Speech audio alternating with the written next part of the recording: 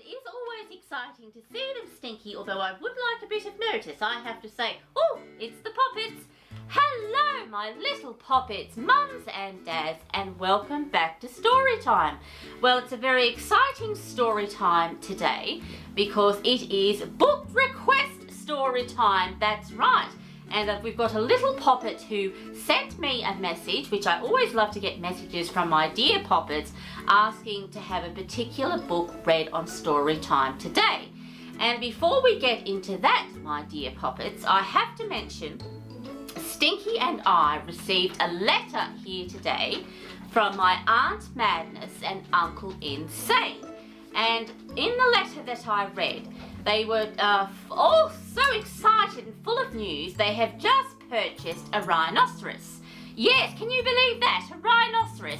They're always doing mad things, of course, and this is their latest thing. They've purchased a rhinoceros for a pet, and they nipped round here very early this morning when Stinky and I were asleep in bed, and they took our storytime cakes for the rhinoceros, 2 of them. So I'm afraid I haven't got any storytime cakes for you today. You'll have to wait until next time because Aunt Madness took them for the rhinoceros.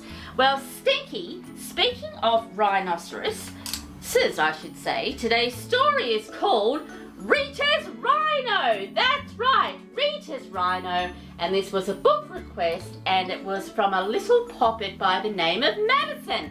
So thank you very much, Madison, for this book request, Rita's Rhino. And Stinky, I'm looking forward to reading this one because it has been a while since we've read this one, hasn't it?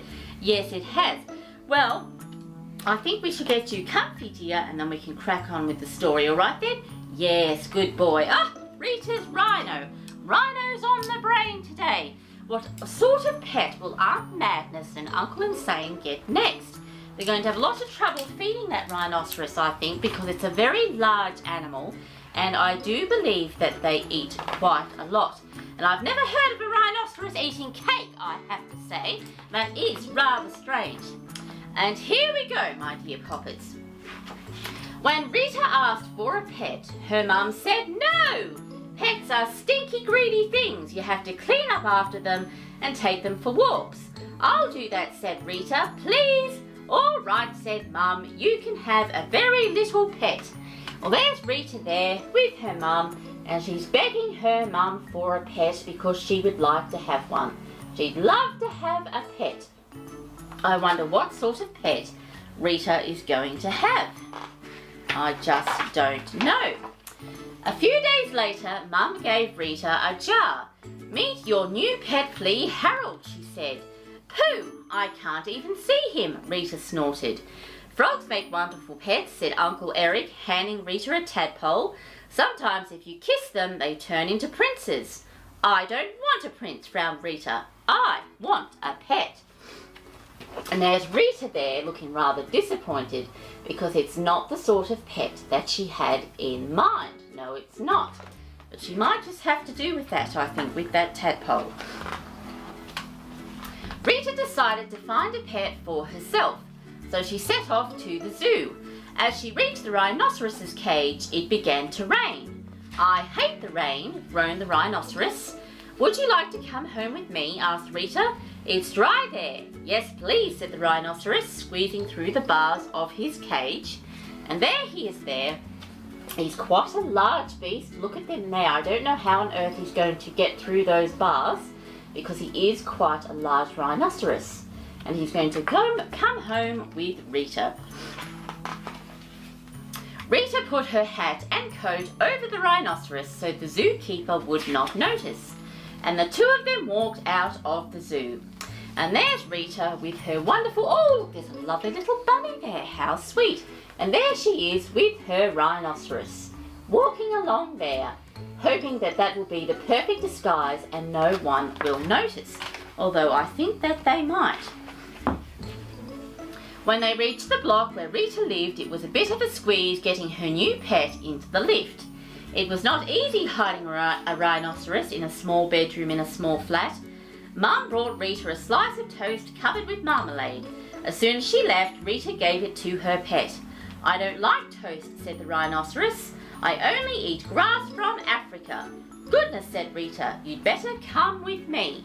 And there's the rhinoceros there with a blanket on his head. I think she's trying to hide the rhinoceros from Mum, but I don't really think she's doing much of a job there. And the rhinoceros is complaining because he doesn't like marmalade on toast. I only have half a bag of grass from Africa left, and it's very expensive, said the pet shop man. Rita frowned and emptied her purse.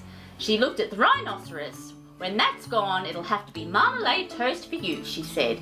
And there's the man there, and he doesn't look at all surprised at all to hear about the rhinoceros, and he only has one bag left.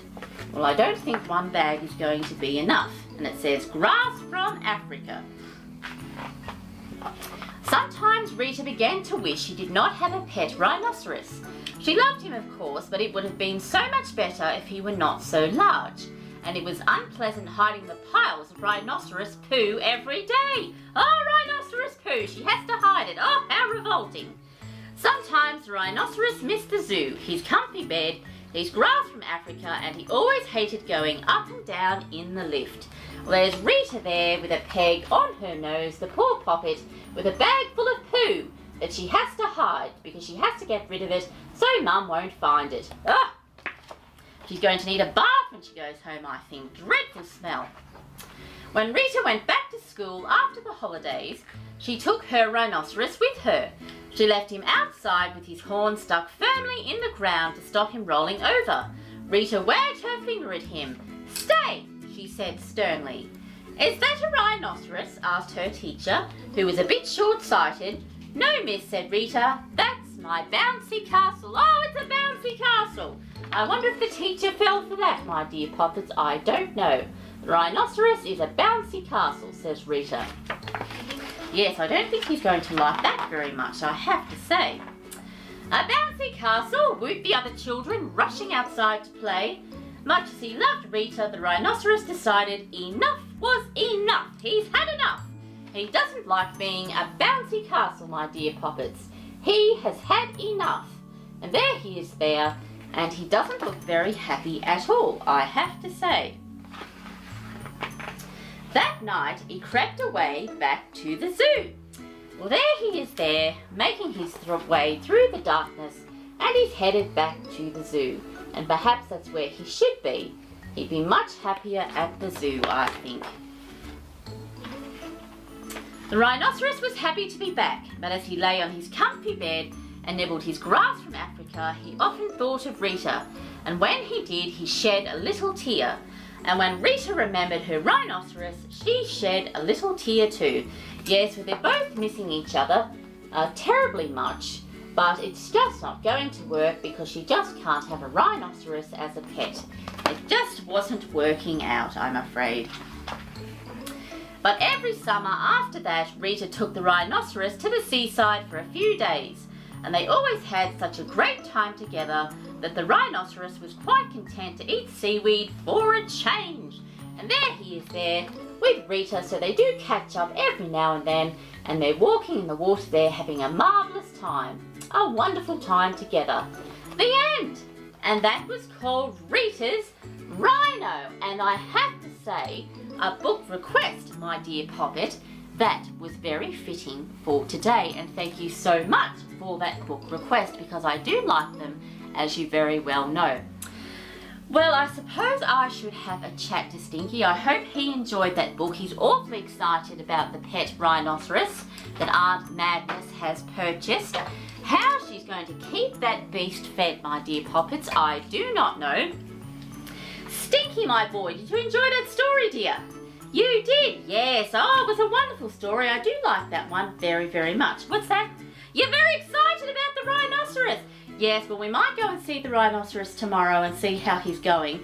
And hopefully they might have left some cake for you and I, Stinky. Or maybe that rhinoceros ate all of the cake. I don't know.